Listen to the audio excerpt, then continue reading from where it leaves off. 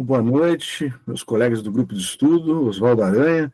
Enfim, retornamos à nossa atividade às quartas-feiras, né, das 19h30 às 20h30. Só lembrando que nós tivemos o primeiro capítulo apresentado pela Malu, Defesa da Guerra sob o Aspecto Econômico, da página 3 à página 10. Tivemos o Nicolas, que apresentou o segundo capítulo, Os Modernos Axiomas Estatísticos, da página 11 à página 20. E a Giovana apresentou o quarto capítulo, A Impossibilidade do Confisco, da página 51 à página 65. Num pedido e por compromisso, vamos então passar a palavra de imediato para a Amanda, que vai apresentar o capítulo 8. Né? E depois vamos seguir a ordem. Né? A Emily vai apresentar o capítulo 3, perfeito? Depois da Emily, nós teremos o capítulo 5 apresentado pela Bibiana. Né? Vamos ter depois o Tiago apresentando o capítulo 6. E se tudo correr bem, se não tiver explodindo o horário, certo, Rafaela? Seja bem-vinda. A Rafaela apresentará, então, o capítulo 7, né, para a gente finalizar. Eu vou fazer o seguinte, vou deixar o capítulo da Júlia, então, para a próxima semana, e já hoje, ao final do nosso encontro, a gente já define também os próximos apresentadores. Perfeito? Então, é essa a ordem de hoje. A Amanda vai começar em virtude do compromisso inescapável que ela tem nessa noite. Vamos lá, Amanda, é contigo. Então tá, pessoal, boa noite a todos. Me chamo Amanda Marchiori e estou no primeiro semestre de Relações Internacionais. Separei essa apresentação em duas partes principais, que seria então um breve resumo do que é tratado e alguns pontos que tomei como principais dentro do capítulo. Então eu vou começar a partir do resumo e depois eu dou sequência. O capítulo 8, auto-intitulado A Luta por um Lugar ao Sol, discute a busca por expansão territorial como uma forma de garantir prosperidade e segurança, criticando essa lógica como ultrapassada no mundo moderno. O autor ele argumenta que a interdependência econômica global tornou a conquista de territórios desnecessária e até prejudicial, já que a riqueza das nações depende mais da cooperação comercial do que do domínio político. Utilizando exemplos históricos, como o sucesso dos alemães nos Estados Unidos sem o controle territorial, o autor ele demonstra que os custos da guerra superam amplamente seus benefícios. Ele propõe alternativas como a educação, a reforma política e a colaboração entre as nações para resolver conflitos internacionais, substituindo a agressão militar por uma abordagem cooperativa e interdependente. Daí eu trouxe, então, alguns pontos que refletem a visão crítica do autor sobre as justificativas econômicas e políticas por trás da guerra, alinhando-se ao tema central da obra, então, que seria a grande ilusão de que o conflito armado pode gerar progressos duradouros. Dessa forma, eu trago como primeiro conceito o conceito de um lugar ao sol, que refere-se à ambição das nações como a Alemanha por ampliar seus domínios territoriais a fim de suprir necessidades econômicas e sociais, uma estratégia cada vez mais questionada no contexto contemporâneo. Também tem a crítica à lógica expansionista, que ela é muito bem retratada no capítulo pelo autor, e o impacto econômico e social da guerra, onde a guerra é apresentada como inútil e prejudicial, pois impõe custos superiores aos possíveis ganhos. Também tivemos exemplos dos Estados Unidos, onde Engel menciona justamente que milhões de alemães prosperaram nos Estados Unidos sem que o território fosse politicamente alemão, reforçando a eficácia da integração econômica. As mudanças nas relações internacionais também são tratadas com os avanços na comunicação e na economia global, falando que conflitos armados tornam-se desnecessários e contraproducentes. Eu enfatizei também a educação e reforma política como solução para os conflitos e transformação na forma como os países percebem os benefícios da guerra. E também trouxe a parte que sugere que a Alemanha poderia contribuir de maneira construtiva para as organizações e estabilização da região, que no caso seria o Oriente Próximo, para a organização e estabelecimento da região, então investindo em interesses comerciais internacionais em vez de estratégias militares. E, claro, uma conclusão sobre a cooperação, ressaltando que no mundo atual a colaboração econômica e política é mais efetiva do que as conquistas militares para garantir o desenvolvimento e suprir as necessidades nacionais. O capítulo em si, ele reforça, portanto, a crítica à guerra como uma ferramenta de ganho econômico, destacando que as conquistas territoriais não oferecem vantagens concretas e representam uma estratégia antiquada diante da realidade atual. Além disso, ele enfatiza a crescente interdependência econômica global, mostrando que a prosperidade nacional depende, sobretudo, da cooperação e do comércio e não do controle político de territórios. E daí, para finalizar toda essa argumentação, então, ela conecta-se aos outros capítulos ao consolidar a tese central da obra, que é justamente a guerra é uma ilusão que não promove verdadeiro progresso econômico ou social em um mundo interconectado. Eu acho que, no geral, seria isso, não era um capítulo muito grande, mas ele retrata bem todo esse impacto que a guerra teria na parte comercial. Muito bem, Amanda, eu acho que foi extremamente satisfatória a apresentação, chama muita atenção o título, né? Foi bem inventivo por parte do autor, e claro, né, como a gente avançou nos capítulos, a gente pode perceber que há uma linha lógica, né? Uma linha lógica de reforçar, através dessa retórica argumentativa, como, de fato, a guerra não vai promover nenhum ganho positivo para o vencedor, né? Então, esse é um ponto, eu acho que esse é um ponto fulcral na obra, né? O ponto fulcral na obra, e praticamente em todos os capítulos, os outros capítulos que já foram apresentados, e nesse capítulo ele praticamente reforçou esse argumento. Confesso, já é a segunda vez que estou lendo junto com vocês, a primeira vez foi há muito tempo atrás, José Renato, jovem, né? Já que tem o Karl Marx jovem e o Karl Marx velho, né? Jovem José Renato, lá, com 19, 20 anos de idade, não tinha a maturidade que eu tenho hoje, percebo que eu fiquei mais encantado com a argumentação dele lá no passado. Hoje, evidentemente, claro, vou fazer aqui o advogado e já vou passar a palavra para o próximo apresentador, a Emily não chegou, né?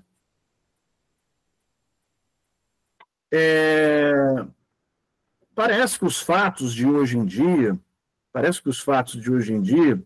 pegando principalmente Rússia e Ucrânia, desmentem um pouco esse aspecto, né? Mas vamos avançar na leitura, nos debates aqui, nessas minhas provocações, para a gente perceber essa argumentação do autor. Eu acho que era interessante a gente pensar, e aí eu peço uma tarefinha de casa para vocês, a gente tentar coletar e interpretar alguns dados, né? Porque, veja, agora coloquei essa questão da variável da guerra entre Rússia e Ucrânia. O número de perdas humanas, de perdas materiais dos dois países envolvidos, né? O peso em relação até à Ucrânia, né, que está sendo, entre aspas, vencida pela guerra, era um grande exportador de grãos, né? Essa boa parte da produção já está completamente arruinada. O país está praticamente devastado, destruído, né? Então, claro, a gente observando sobre o prisma da Ucrânia, evidentemente que o argumento é muito plausível, né? Agora, o que eu faço a provocação para vocês? Em relação à Rússia, será que o ganho da Rússia vai ser tão positivo ao anexar esses 20% da Ucrânia? Essa é uma pergunta que eu não quero que vocês me respondam hoje, mas que eu quero que vocês pensem e reflitam nela quando a gente concluir essa obra, tá bom? Então, já que a Emily ainda não chegou, vou passar a palavra para a Bibiana, que vai apresentar o capítulo 5, o comércio exterior e o poder militar. É contigo agora, Bibiana, por favor. Boa noite, gente. Então, eu sou a Bibiana, também estou no primeiro semestre. Eu separei em várias partezinhas que eu achei mais importantes da obra e eu, inclusive, anotei a página que está falando. Então, se alguém tiver com o livro, que eu peguei o livro na biblioteca, então, se alguém tiver com o livro ou com o PDF aberto e quiser acompanhar, daí eu vou ir falando a parte. O primeiro ponto que eu achei mais importante é logo na primeira página, na 51, que seria que mesmo que a Alemanha fosse dominada, os 60 milhões de trabalhadores continuariam a existir e ainda seriam rivais dos ingleses. E eu achei isso muito verdade. Então, mesmo que eles dominassem a população e controlassem, aquela população por muito tempo seria contra a presença dos ingleses lá. Eu consegui fazer essa ligação nesse conteúdo que eu já estudei com os franceses durante a Segunda Guerra Mundial, que passaram por uma dominação muito longa da Alemanha e que mesmo assim nutriam aquele sentimento contra eles. Não foi porque eles dominaram aquela região que aquela região passou a ser parte do território alemão. Não, eles continuaram não gostando, então continuaram sendo rivais. E com a destruição da Alemanha, a Inglaterra perde seus principais compradores, então ela também entraria em crise. Então é uma coisa que, se eles destruírem um, eles estariam altamente se destruindo, seria uma autodestruição. A segunda parte, na página 53, eles falam exatamente isso, que a Alemanha só acabará com o comércio inglês se destruir a população, e se destruir a população, acaba o seu principal mercado por conta do mundo, hoje em dia mais ainda, porque a globalização só aumentou, que em 1910 eles já tinham essa consciência de que se destruísse, acabasse com uma população inteira, ou diminuísse essa população a uma miséria muito grande, eles não teriam pessoas para comprar o seu próprio produto, e as pessoas no seu país passariam fome, passariam miséria. Então, naquela época, eles já tinham essa consciência de que isso aconteceria, imaginando como isso seria grave hoje em dia. Daí, ali, ele fala exatamente desses dois pontos, na página 53. Daí, continua na página 53, o terceiro item, seria que a prosperidade de uma nação não tem a ver com o seu poder naval e militar, mas sim com os recursos naturais de uma região e da organização intelectual e social do povo. Isso eu achei muito verdade, que em nenhum lugar que não tivesse solos férteis ou jazidas de minerais que pudessem explorar, eles não vão prosperar.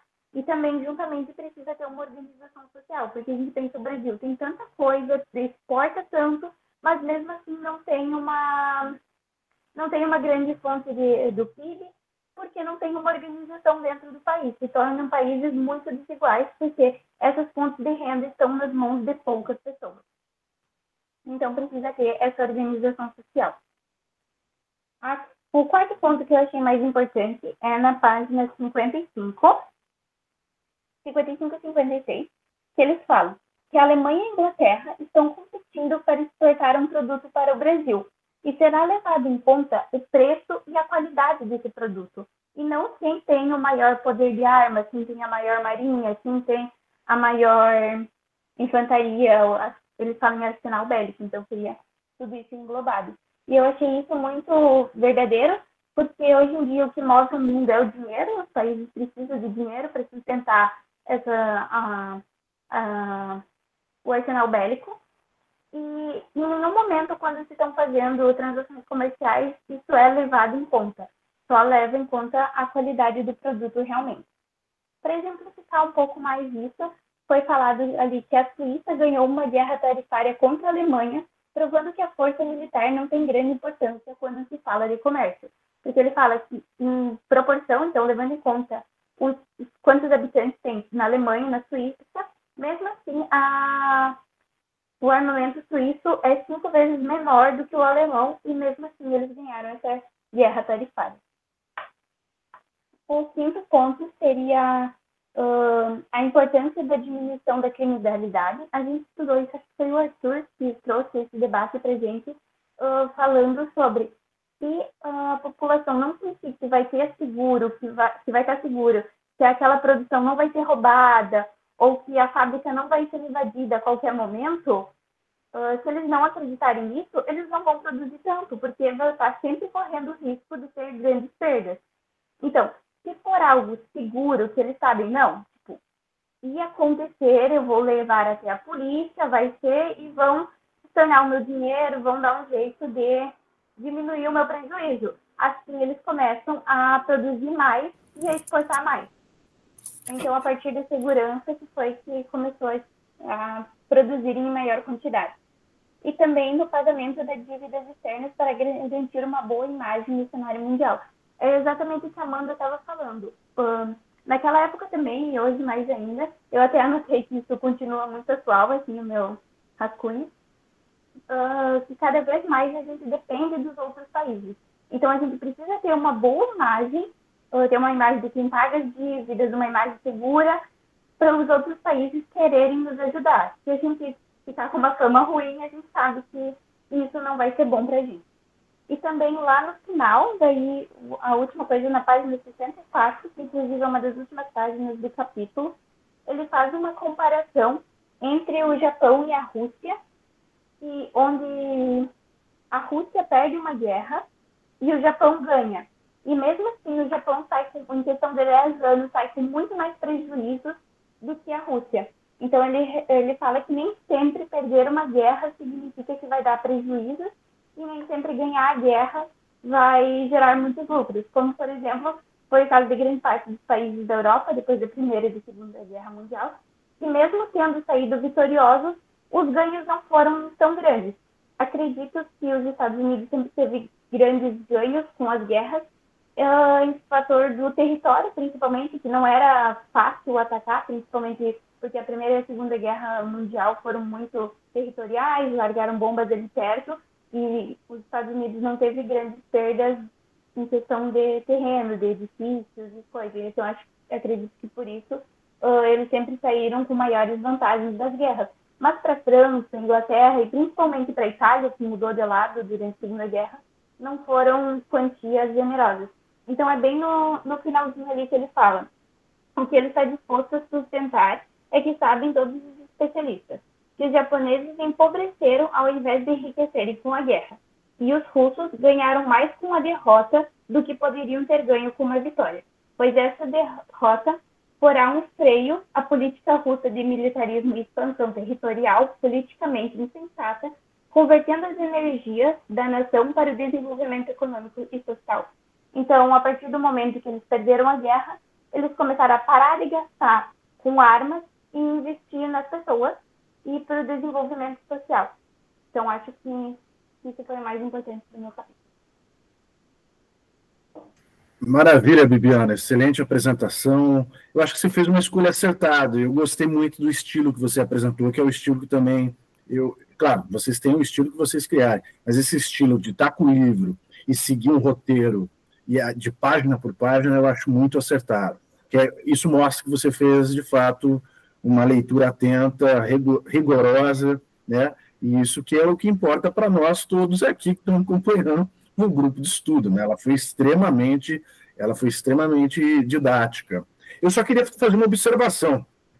Ali eu acho que você disse muito bem dos países europeus envolvidos, né, no conflito. Sim, França, Inglaterra, Alemanha, todos ali saíram muito prejudicados, tanto da Primeira quanto da Segunda Guerra Mundial. E você observou muito bem em relação aos Estados Unidos, né? Como o território dele continental não foi atacado, eu só queria passar esse dado para vocês. Não sei, alguns de vocês já sabem, no caso o Nicolas, que fez a cadeira, mas os Estados Unidos dobrou o parque industrial dele após a Segunda Guerra Mundial. Ou seja, ele que já tinha uma economia muito mais poderosa que todas as economias dos países europeus, com a Segunda Guerra Mundial ele conseguiu dobrar. Então ele ficou muito poderoso. E aí, pessoal, vocês que tiveram o conceito, e vão ter prova terça-feira, né, na verdade, né, o conceito de superpotência, então, do ponto de vista econômico, vejo como que isso é uma variável extremamente importante. E eu achei interessante também na sua apresentação, Bibiana, você ter chamado a atenção do Suíça e Alemanha, né? Suíça, sem um exército poderoso, sem forças armadas, sem grandes gastos bélicos, saiu vitorioso numa guerra comercial, né? Então, também é um ponto interessante para a gente chamar a atenção para os dias atuais, porque vocês veem que muitos dos países que não têm grande força militar, não têm tanto gastos bélicos, quando chamam na OMC, o Brasil já ganhou várias vezes dos Estados Unidos, do Canadá, entre outros, nessa situação, né? Então, aí um ponto favorável para o autor, né? E mostra como o autor também, de certa forma, e por isso que a obra é um clássico, né? Ela se mantém, muios pontos ainda estão muito presentes na atualidade. Então, deixa eu ver o comentário do Nicolas aqui. Deixa eu ver aqui, quando ele trata do fenomenalismo, nossa, difícil, econômico, ou seja, erigir teorias que se propõem a utilizar a análise da sociedade e da política como um todo, a partir do elemento econômico e suas premissas, o indivíduo racional, moderno e afins, é útil tanto uma crítica ao liberalismo quanto ao marxismo também. Muito bem dito, Nicolas. Interessante que eu conversei até com os alunos calouros muito a respeito disso, né? Principalmente esse aspecto da racionalidade, da maximização dos ganhos, da minimização de perdas, né? Que é uma das premissas, evidentemente, do liberalismo e também, evidentemente, do próprio marxismo, né? E é interessante que ele meio tangencia, né, nesse ponto. Muito bem, Viviana, parabéns pela apresentação. Bom, o pessoal está apresentando muito legal. Estou feliz, pessoal. Vamos manter esse foco, esse formato de apresentação. Agora, sem mais delongas, 19 horas e 51 minutos. Parece que estou transmitindo rádio aqui, né? Mas vamos lá. A apresentação agora do Tiago, pessoal. Tiago com o sofisma, né? Vai apresentar agora. Tiago, é contigo.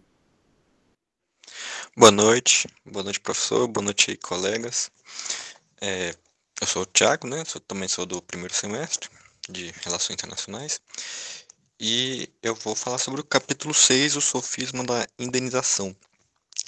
O primeiro parágrafo desse capítulo ele junta tudo que ele vai falar, né, no capítulo inteiro. Então eu vou ler aqui um parágrafo bem curtinho. Ele vai tratar sobre o balanço dos resultados da Guerra Franco-Prussiana, a observação esquecida de Sir Robert Giffen sobre o significado verdadeiro dos números, a realidade francesa e alemã na década imediatamente posterior à guerra, a decepção de Bismarck, os descontos a que está sujeita a indenização francesa, a influência da guerra e das suas consequências sobre a prosperidade e o progresso da Alemanha.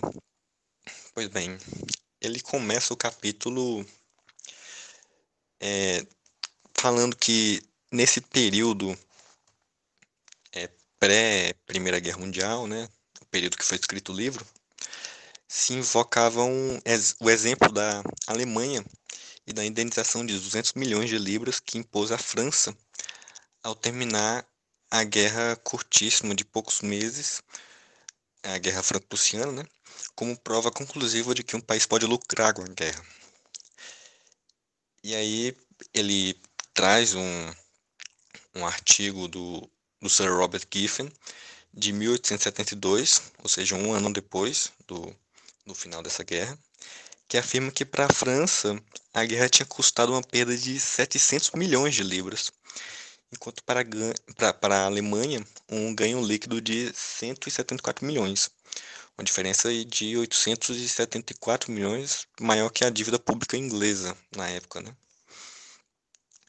E aí ele traz uma crítica que foi feita a uma edição anterior do livro, né, que apresentava os números desse artigo. E aí ele mostra que esses números não correspondem à verdade completa. Não por culpa inteira assim, do Robert Giffen, mas por culpa do crítico, né? Porque o Robert Giffen não tinha como imaginar o futuro. E os argumentos que ele vai trazer aqui é sobre o futuro que aconteceu posteriormente à guerra, que é a expansão. O primeiro aqui que ele fala é a expansão do exército francês imediatamente após a guerra. Então a guerra acabou, a França começa a aumentar o exército, o que obriga a Alemanha a fazer o mesmo, né? Mantendo 100 mil homens durante um longo tempo aí de 40 anos. Só que acaba gastando, para manter esse exército, 200 milhões de libras. Então, o que ela tinha ganhado com a poderosa indenização nunca antes vista, já tinha se gastado aí. Também fala da perda de mercado sofrido pela Alemanha, até puxando um pouquinho o que a Amanda comentou anteriormente, né? Devido à destruição de vidas na França e na Alemanha também, e riquezas na França. Perdas causadas pelo transtorno geral na Europa, né? Imagina, o continente europeu inteiro em tensão, e perdas ainda maiores pela manutenção de exércitos improdutivos em quase todo o continente, porque com a tensão aumentando, a guerra aumentando, todos os países ali começaram a trabalhar assim, nos próprios exércitos e tal, mantiveram um contingente ali de exército por um tempo que só custou dinheiro, né? Só custou dinheiro e não trouxe nada de produtivo. E traz aqui uma coisa que há 20 meses após a última parcela da indenização, que a França estava pagando, né? A taxa de juros era mais alta em Berlim do que em Paris. E aí ele comenta o seguinte: o caso da Alemanha e da indenização francesa nos leva à consideração de que o valor nominal de toda a indenização monetária importante fica sujeito a um grande desconto, devido às dificuldades práticas de pagar e receber, inevitáveis em quaisquer circunstâncias.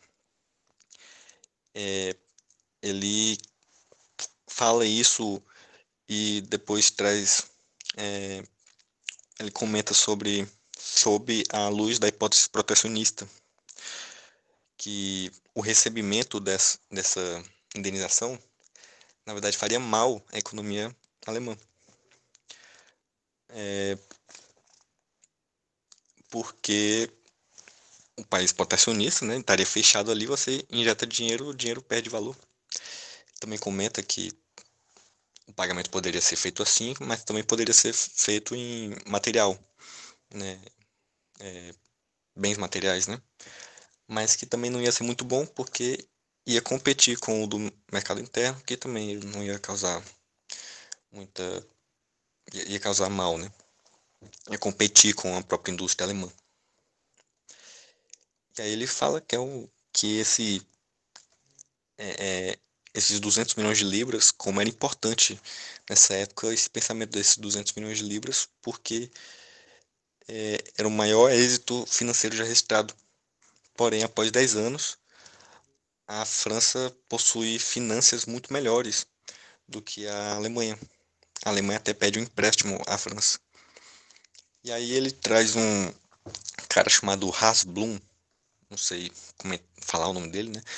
Mas que atribui diretamente a indenização à série de crises ocorridas entre 1873 e 1880. Ou seja, logo depois da guerra, o país entra numa série de crises aí que ele atribui diretamente à indenização, né? Com uma fugaz explosão de prosperidade e depois uma ruína para milhares e milhares, né? E aí ele ainda registra que as dificuldades de 1872 são nada se comparadas às que se presenciavam no momento do texto, porque antes a Alemanha se bastava a si mesma, então ela não precisava dos outros países, né? Apenas ela mesma funcionando já era o suficiente. E não dependia do crédito externo, enquanto no momento do texto, né, ou seja, pré-Primeira Guerra, a estabilidade do crédito na Europa era vital para sua indústria e sua população. E aí ele fala, o público está longe de compreender até que ponto a história da indenização alemã comprova o que disse Sir Robert Given, e teria dificuldade em entender o fato de que, no que diz respeito aos alemães, aquele caudal de ouro foi convertido em pó e cinzas. Exatamente o que ele comenta antes, né, com a fala do Hasblum, uma fugaz explosão de prosperidade e depois uma ruína. Tudo virou pó. E aí os preços na Alemanha subiram, o que fez com que produtores alemães tivessem desvantagem em relação aos franceses e ingleses. Ao mesmo tempo que se elevava o custo de vida, reduzindo o poder de compra dos consumidores. Já a França, por outro lado, com a escassez, provocou-se uma atitude muito cuidadosa com respeito aos assuntos financeiros, diminuindo os preços. Então eles tomavam muito mais cuidado ali com cada negocinho que eles faziam, né? Basicamente também o que eu estou fazendo aqui. Eu me mudei, então estou funcionando no gasto mínimo, né? Compro só o pão ali que eu vou comer no dia e tal. Então, meu dinheiro rende muito mais do que rendia antes. E aí ele mostra que em 1875 os juros bancários em Paris eram de 3%, enquanto em Berlim oscilava entre 4 e 6%. Então, além de ser mais baixo, eram estáveis. Em Berlim era mais alto e oscilante. E entre 1872 e 77, os depósitos de poupança na Alemanha se reduziram em cerca de 20%, enquanto na França aumentaram 20%. E também a moeda, em 78, a moeda em circulação na França, a moeda mesmo que você pega na mão era mais abundante do que na Alemanha. Então, o francês tinha mais moeda no bolso do que o alemão. Aí o autor apresenta outra tese dos defensores da guerra.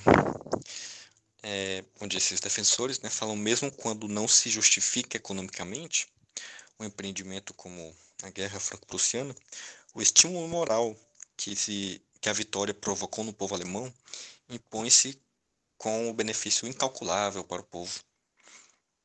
E aí o Norman demonstra a falsidade da alegação, mostrando duas tendências da Alemanha durante a década que se seguiu à guerra: a enorme expansão do socialismo e o impulso dado à imigração.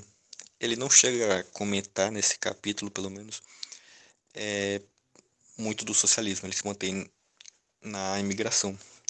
Que aí ele fala que nos 2 anos posteriores à guerra, ou seja, 72, 73, onde o estímulo moral e econômico deveriam motivar o alemão, né, a imigração foi maior do que antes e do que seria no futuro. E também desmente a afirmação que após a primeira década, ou seja, essa primeira década de crise e problemas financeiros, o comércio alemão revelou um vigor expansivo que o francês não teve. Não teve, afirmando que nada tem a ver com o conflito, mas é anterior a ele. Ele fala que no século XIX, acho que a partir dos anos 20 ou 30, não sei quando ele comenta, mas a população alemã crescia a rodo, era produzido muito alemão, enquanto na França estacionou ali a população. Então, obviamente, o mercado iria crescer, o comércio ia crescer, a indústria ia crescer, porque ia ter mais gente ali trabalhando, mas que não tinha nada a ver com a guerra, né? E aí é isso. O capítulo é isso. Maravilha, Thiago. Boa apresentação também. Achei que você tem três fios condutores. Eu acho que esse capítulo, o autor foi muito persuasivo e você mostrou muito bem isso. São 3 fios condutores, né? O primeiro, em relação ao ganho mínimo da Alemanha em relação à França, em relação à guerra franco-prussiana. Então, ele demonstra isso, que foi uma quimera, né? Os ganhos que poderiam ser vistos como algo muito positivo, não foi tanto. O segundo ponto que você apresentou muito bem, os países começam a gastar mais em defesa. E isso vai levar a uma corrida armamentista. Isso vai levar a gastos desnecessários, como eu gosto de usar essa expressão, o cobertor fica curto para outras áreas. E um terceiro aspecto que eu acho que foi mais interessante, você fez até analogia com o seu cotidiano. A Alemanha ficou mais agressiva nos gastos e a França ficou mais cautelosa e moderada. Então, é interessante esses três pontos que você destacou. Diga lá, Thiago. Só um comentário, não tem a ver com o capítulo, mas a Bibiana falou no capítulo dela sobre os alemães dominarem a França e ficarem lá, só que os franceses não aceitariam. Na primeira viagem, acho que é a única, não sei, ou a última, de Dom Pedro II à Europa, ele vai para a França durante o domínio prussiano. E aí um general lá que recebeu ele oferece, né, uma banda tocar uma música para ele, uma música alemã e tal. Aí ele recusa, não por causa dos alemães, mas por ele estar na França, e aí os franceses não iriam gostar. Que se ele estivesse na Alemanha, ele aceitaria. Só isso. Muito bem, interessante. Não conhecia essa história do Dom Pedro e nem desse episódio. Obrigado aí por nos trazer, Thiago. Muito bem apresentado, então. Vamos para as 2 últimas apresentações. Eu disse, poderia não ter a apresentação da Júlia, mas vamos encerrar, né, a primeira parte com a apresentação da Rafaela e depois da Júlia. Eu acho muito bem adequado fazer isso. Rafaela, por favor. Bom, então eu vou apresentar um pouco sobre o capítulo 7, que é o capítulo da posse das colônias, e aí queria voltar um pouco para o título da obra, que é A Grande Ilusão. ele vai trazer isso como uma ilusão de que se a Alemanha dominasse a Inglaterra, eles teriam então posse das colônias e iam enriquecer em cima disso. Ele trata isso como uma ilusão justamente porque eles não ganhariam nada, e ele ainda afirma que a Inglaterra estaria perdendo ao ter colônias, porque ia ter que gastar com segurança. Ele diz que a Inglaterra seria até mais rica se não precisasse despender tantos gastos em segurança das colônias, porque as colônias não trazem tanto lucro assim para eles. Então, o propósito do capítulo é esclarecer por que estaria em perigo a nossa segurança e prosperidade caso uma nação estrangeira se apoderasse das nossas colônias, principalmente pensando no Canadá, porque o Canadá teria minas de carvão, de ouro, campos de trigo, que ele mesmo menciona que seriam riquezas tentadoras para um invasor. Então, o primeiro ponto que ele usa para defender essa tese é a diferença inevitável entre os métodos do século XX e do século XVIII. Ele afirma que no século XVIII, ao se conquistar uma colônia, era necessário então ter uma exclusividade, e que a própria década permitia ter essa exclusividade, porque eram as primeiras colônias e tudo mais, mas que agora no século XX já não seria mais possível fazer isso pela interdependência econômica, ou seja, agora, se a Alemanha se apoderasse de alguma colônia britânica, eles teriam então que pagar cada saco de arroz, cada quilo de carne que eles usufruíssem ali, assim como qualquer outra nação estrangeira. O segundo ponto que ele vai trazer com relação a isso também é a forma como eles possuem as colônias. Como eu mencionei, não era algo mais tão exclusivo. Ele traz o Império Britânico como uma confederação de estados soberanos independentes, principalmente.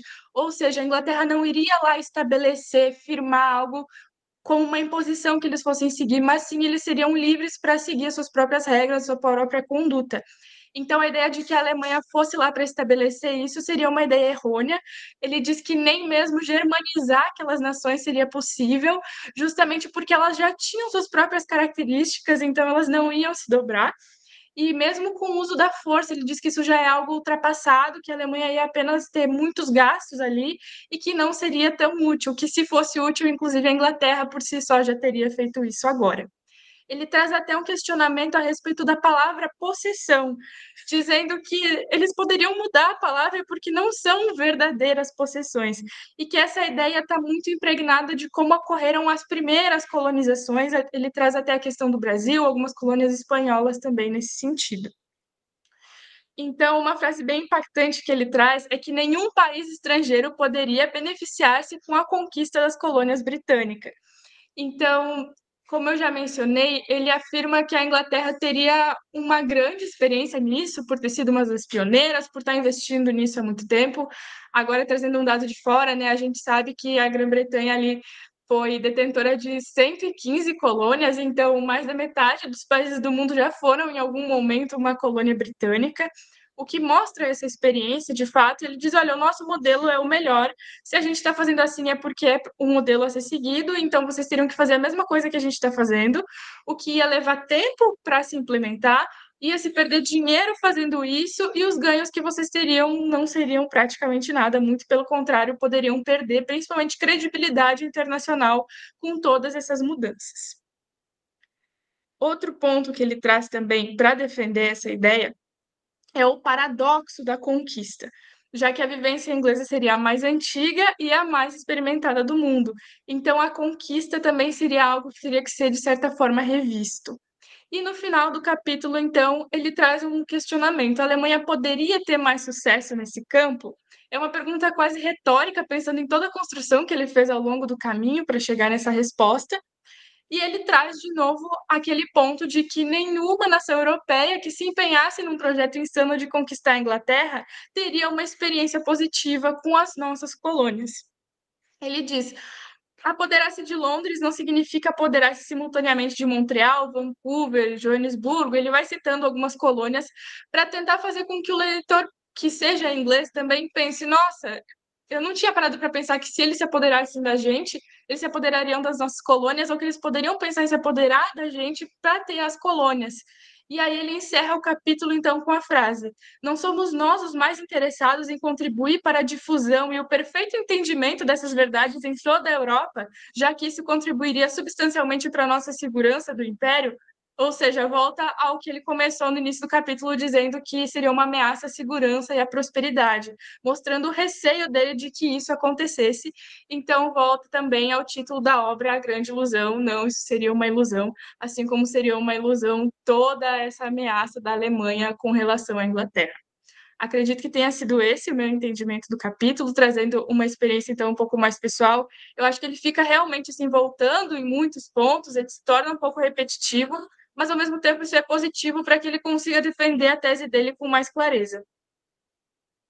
Perfeito, Rafaela. Maravilhosa apresentação, né? Muito persuasivo. O capítulo também é, né, Rafaela, muito persuasivo. Ele lança uma série de hipóteses e as hipóteses deles são muito consistentes. São muito consistentes, né? Vocês devem se lembrar, principalmente os alunos que fazem história das RIB, que eu falei desse modelo inglês de dominação, né? De dominação informal e de dominação que dá uma certa autonomia, né, para as colônias, e que, de certa forma, quando há o processo de independência, de secessão, um excesso, essa ruptura não é tão drástica, ela não é tão radical. E ele toca nesse ponto, que a Alemanha teria que fazer um outro modelo, e não um modelo inglês, né? Então, fracassaria, né? E o que eu achei interessante também, Rafaela, na sua apresentação, e que está presente no livro, eu acho que aquela palavra que eu gosto de usar também é anacronismo, né? Porque no século XVIII era interessante, talvez no século XIX, colocando aqui com as minhas palavras de historiador, mas no século XX já deixou de ser interessante. Tanto que, pessoal, o Império Britânico ele começa a entrar num processo de declínio e decadência muito em virtude dos gastos que ele tinha com as colônias. Muito em virtude dos gastos que ele tinha com a colônia.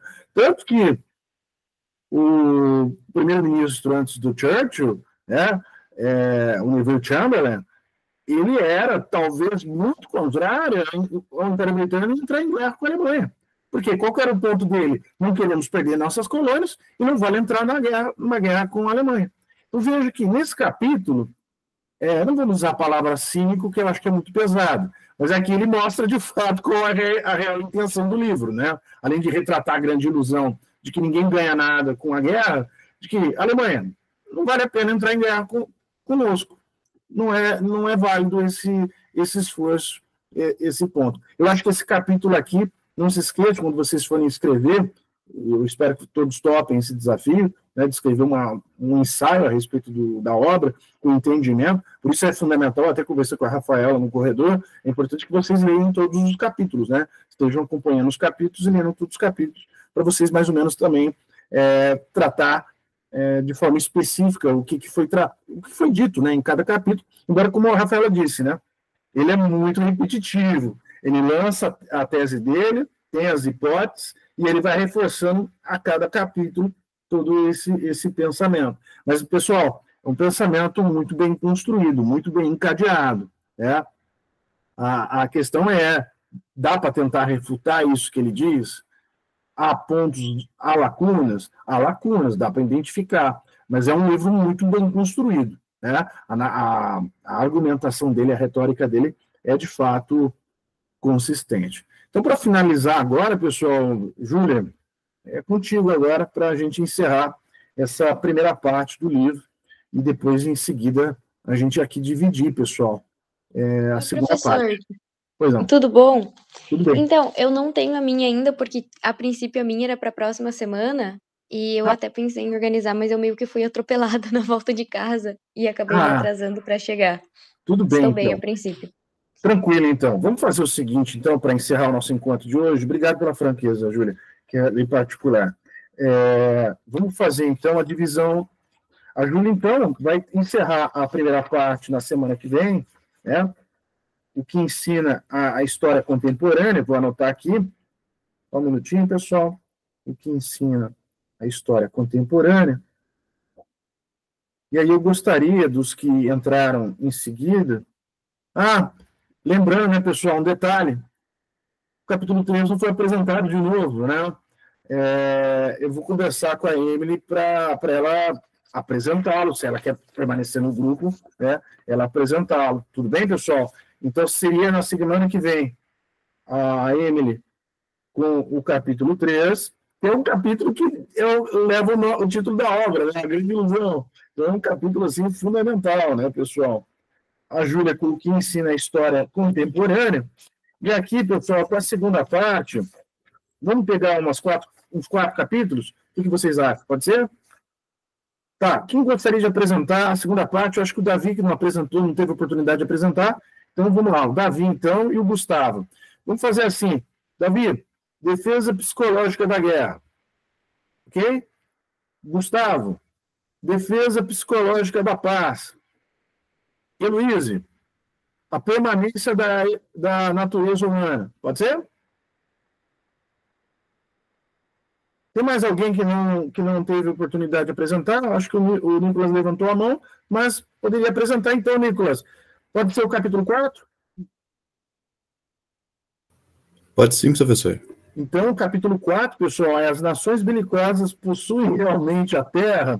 Eu acho que pode concatenar muito bem com o capítulo que foi tratado pela Rafaela no dia de hoje, né? E fala de possessões coloniais, né? Então, o Nicolas fica com o capítulo 4. Vamos já dividir o quinto e o sexto? Pode ser? Quem gostaria de ficar com o quinto? Quinto, Rafaela, então.